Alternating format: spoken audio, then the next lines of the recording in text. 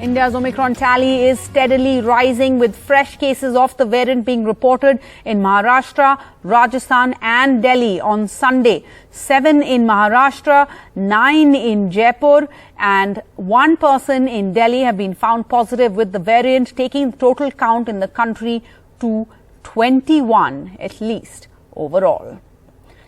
In Rajasthan, 9 people from a family in Jaipur who had tested positive for the coronavirus have now been confirmed to be positive with the Omicron variant after their genome sequencing reports were finally out. Harsha Kumari Singh has the details. Well, yes, it does appear now that the 9 people who had tested positive for COVID and who were suspected cases for the new variant for Omicron have been confirmed by the Secretary for Medical Education, Mr. Vaibhav Galeria. Now, remember, these people, 4 people from a family had returned from South Africa, had come in from South Africa, and they had met up to at least 30 people now, it appears. But all of them were tested, and then it now appears that only 5 had tested positive. So that was a total of 9. They were all in isolation and in quarantine. And now the others have also been admitted to the RUHS hospital. All of them have taken a double dose of vaccine, except for the 3 children.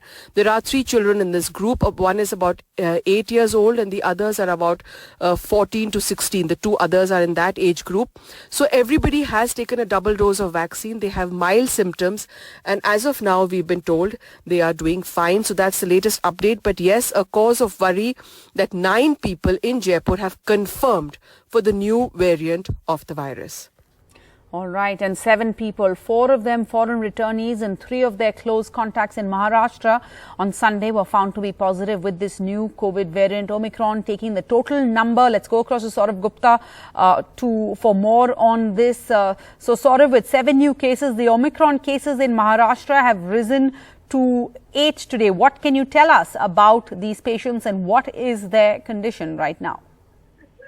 Well, a 44-year-old woman who had traveled from Nigeria on the 24th of November 2021 seems to be the primary contact in this case. And she was, of course, traveling to meet her brother in Pune. And the entire family seems to have been infected. Now, post the testing, their samples were also sent to the Pune lab, the National Institute of Virology in Pune. And there, of course, genome sequencing was done, where it was confirmed that they were carrying the Omicron variant of the coronavirus. Now, as far as the total number of the new variant cases in the state are concerned, that takes it to 8. And there's another case also in Pune, and the other cases of the 7 cases, 6 are from Pimpri-Chinchwad, and all of them seem to be from one family. And the primary point of contact seems to be this 44-year-old woman who had come from Nigeria on the 24th of November. All right, Saurav Gupta reporting there on the situation in Maharashtra. Meanwhile, the national capital reported its first case of the COVID variant Omicron on Sunday. Delhi's health minister said that the patient had returned from Tanzania and his travel history was being collated and his contacts traced. Cases of the coronavirus variant Omicron rising in India, with the capital reporting its first. A 37-year-old Indian who arrived in Delhi from Tanzania tested positive for Omicron. He is now admitted at the LNJP hospital. अभी तक 17 positive patients LNJP में भर्ती किए गए हैं. 17 जो positive हैं उसमें जीनोम सीक्वेंसिंग कराई गई, तो अभी तक 12 लोगों की जीनोम सीक्वेंसिंग की हो चुकी है और एक उसमें से जो है ओमिक्रॉन का पेशेंट लगता है कि जो तंजानिया से आया है. पहला मामला हमें मिला है, ये 2 तारीख को आया है और ये तंजानिया से ट्रैवल करके अंतर्राष्ट्रीय हवाई अड्डा दिल्ली से आया था हमारे पास लोकनायक में और अभी हमारे यहाँ भर्ती है. इसको हल्के सिम्टम्स हैं, हल्का बुखार था, थोड़ा सा गले में दर्द था, थोड़ा वीकनेस इसको महसूस कर रहा था. Meanwhile, international passengers complain of being greeted at the airport on landing in India with long waiting hours and confusion and chaos. So I paid 3,500 for a rapid test in which the result was supposed to come after 1 or 2 hours. I got the test done and after that nothing. They didn't care. We just left. बहुत ज़्यादा harmful है अंदर है ना, क्योंकि ना कोई social distancing का प्रोटोकॉल फॉलो कर रहा है और मास्क भी लगाया जा रहा है तो यहाँ तक लगाया जा रहा है जिसका कोई फ़ायदा नहीं है। हम इतनी दूर से बच के आ रहे हैं बट यहाँ पे अगर हमारे को कोविड हो गया बाय चांस तो हमारे लिए कितना प्रॉब्लम वाली बात है ये। India has so far reported 21 Omicron cases, with the national capital reporting its first today. International passengers have been asked to adhere to strict guidelines and undergo RT-PCR tests. But the government must act fast to ensure that the spread can be controlled of this new variant. In Delhi with Sanjay Kaushik, Shanakshi Chakravarti for NDTV. And the other big story of Sunday, a curfew has been imposed in the Mon district of Nagaland after violence broke out after 13 villagers, that is civilians, and a soldier were killed in an at the Indo-Myanmar border district in Nagaland as a counter-insurgency operation went awry.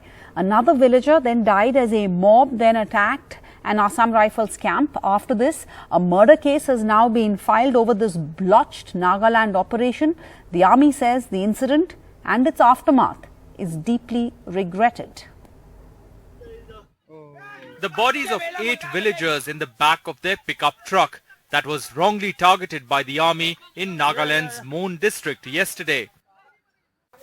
The army unit which was deployed was on the lookout for militants and had set up an ambush in the Oting village. Confronted by hundreds of villagers after no weapons were found in the pickup, the army soldiers were attacked and their vehicles were set on fire. They opened fire in self-defense. At least 5 more villagers and an army Jawan died as the situation went out of control. Injured Jawans were taken to hospital. 24 hours later, there is no let-up to the tension in the area. An Assam Rifles camp was attacked by angry people in Mon town. This office was also attacked, a man in a car managing to escape with his life. In a statement, the army has said, the incident and its aftermath is deeply regretted. The cause of the unfortunate loss of lives is being investigated at the highest level and appropriate action will be taken as per the course of law. Even if such information is there, the security forces should have been meticulously examined before they acted upon the civilian in that manner. Home Minister Amit Shah has reacted, stating, anguished over an unfortunate incident in Nagaland's Oting in Mon. I express my deepest condolences to the families of those who have lost their lives. But the situation is still volatile. SMS and 3G services have been shut down across the Mon district. A high-level special investigation team is set to investigate the incident, with senior army, police and home ministry officials scheduled to meet in Kohima tomorrow. With Ratndeep Chaudhary, Bureau Report, NDTV. And the Home Minister Amit Shah has said that a special investigating team will probe this matter, but that is of little consolation for the families of those unarmed civilians who were killed on Sunday. But how exactly did this encounter go so wrong? Here are some details that NDTV has managed to access. Now, the army deployed a special forces team to ambush militants in this area of Nagaland. Now, according to sources, the Assam Rifles, which is typically deployed in this area, they fight insurgents, militants, and the local police were not in fact informed of this particular situation. So the local police and the Assam Rifles who were actually involved were not informed. The army used a special forces team in this particular area. Now, sources indicate to us, and this is obviously something that's quite well known, that the Assam Rifles, a paramilitary force, expert at guarding this area. This isn't to say that the army hasn't been, but in this case there was a massive botch up. Now, the army team on this occasion was led by a major. They identified a truck mistakenly as a target with militants. They were tracking militants and they opened fire. Sources indicate that this truck, it was a pickup truck, had about 8 people on board. 6 were killed on the spot. 2 died on the way to hospital. No arms or ammunition have been recovered from this truck, is what sources indicate to us.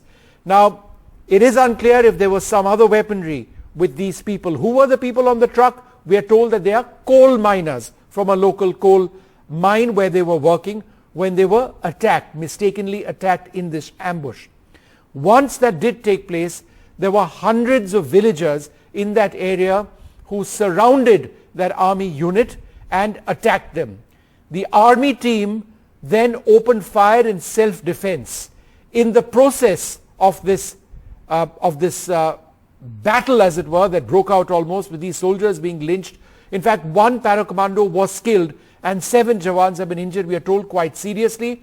But in the retaliatory fire by the Indian Army, 5 villagers have been killed and several injured. That number of injured villagers we don't have right now. And putting an end to speculation, the Samajwadi Party chief Akhilesh Yadav and the Rashtriya Lokdal or RLD leader Jayant Chaudhary announced an alliance ahead of the Uttar Pradesh Assembly polls next year as they look to challenge the ruling BJP in UP. The RLD chief Jayant Chaudhary spoke to NDTV and he says that it was the farmers' protests and the central government's response to them that was a tipping point for his party. Jayant Chaudhary हम सब जानते हैं, राष्ट्रीय लोकदल के प्रमुख हैं, चौधरी चरण सिंह के पोते हैं, पूर्व प्रधानमंत्री और अजीत सिंह जी के बेटे हैं। सर, इतनी बड़ी लेगेसी अब आपकी और जय और अखिलेश जी का गठबंधन हो गया है। आप लोगों ने पिक्चर्स भी ट्वीट की कुछ दिन पहले और अब सब कुछ ठीक है, आप लोगों की दोस्ती है, गठबंधन हो गया है, हम लोग मान के चल रहे हैं बिल्कुल। पहले भी सब ठीक था और एक रिस्पेक्ट, म्यूचुअल रिस्पेक्ट जो होना चाहिए, जो रिश्ते में मुझे लगता है पहला स्तंभ होता है, वो पहले भी था, आज भी है, कल भी रहेगा। और लंबे समय हमने फैसला लिया कि जिस रास्ते हम चलते आए, राह तो एक ही थी, शुरुआत का पॉइंट भी, स्टार्टिंग पॉइंट भी एक ही था, विचारधारा में भी मेल था, तो इसलिए जो एक ही रास्ते पे चलना है तो साथ चलना चाहिए। इसलिए जो कुछ भी मैंने और अखिलेश जी ने बैठ के हम लोगों ने जो चर्चाएं की हैं, जो हमने विजन और रोड प्लान उत्तर प्रदेश के लिए तैयार किया है, हम चाहेंगे कि अपने क्षेत्र में मेरठ क्रांति की धरती है, चौधरी चरण सिंह जी की कर्मभूमि है, किसान आंदोलन की जननी है, उस क्षेत्र में जाकर अपने लोगों के बीच हम उस बात को रखेंगे। आपको लगता है कि बीजेपी को तीनों कृषि कानून रद्द करने के बाद, खासकर पश्चिमी उत्तर प्रदेश में, और ये कहा जा रहा है कि चुनाव एक बहुत बड़ा कारण है, पंजाब और उत्तर प्रदेश में चुनाव है, वहां बीजेपी ग्राउंड लूज कर रही थी, इसलिए तीनों कृषि कानून रद्द किए। आपको लगता है कि तीनों कृषि कानून रद्द होने के बाद बीजेपी को पश्चिमी उत्तर प्रदेश जो आपका टर्फ है वहां पे फायदा होगा? मैं आपसे सवाल पूछता हूं, श्रोताओं से पूछना चाहता हूं। आज मैं आपको एक विष दूंगा, आपको पीना पड़ेगा, 1 साल बाद मैं आपको उसका एंटीडोट दे दूंगा। क्या आप मेरी बढ़ाई करोगे, वाह भाई करोगे, धन्यवाद जयंत बोलोगे? कोई नहीं बोल रहा। यही हुआ है किसानों के साथ, 1 साल बर्बाद कर दिया। आर्थिक गतिविधियां, जो लोग दोष देते हैं कि किसानों ने सड़क को जाम किया, किसानों ने सड़कों को जाम नहीं किया। अगर आर्थिक गतिविधियों पर प्रभाव पड़ा है, ग्रामीण क्षेत्र में ये लोग रहते, कहीं ना कहीं उनकी पूंजी वहां लगती, उनके एफर्ट वहां लगते, खेत में मेहनत करते, हर चीज पे प्रभाव पड़ा है, तो नुकसान का किसका, घाटा किसका है? किसान के परिवारों का हुआ। जो लोग मारे गए, जो शहीद हुए, अब उनकी क्षति तो कभी उसकी पूर्ति हो ही नहीं सकती, तो इसका तो जवाब जनता लेगी। Welcome back. Now, President Putin will be paying a short visit to India on Monday evening to attend the 21st annual Indo-Russia summit with Prime Minister Narendra Modi, during which the bilateral focus is expected to be on the ongoing delivery of the S-400 missile defense systems and big-ticket defense agreements. So there's a packed agenda that awaits Vladimir Putin in this short India visit. Big defense deals, the S-400s, Afghanistan also, of course, lined up for discussion. Russia looking to win a contract to supply Indian Navy conventional submarines, bilateral agreements on connectivity, shipping, military, technical operations also expected. India and Russia will be discussing the evolving security situation in Afghanistan. This is President Putin's first face-to-face meeting with Prime Minister Modi since November 2019. At the end of the summit, India and Russia are expected to release a joint political document.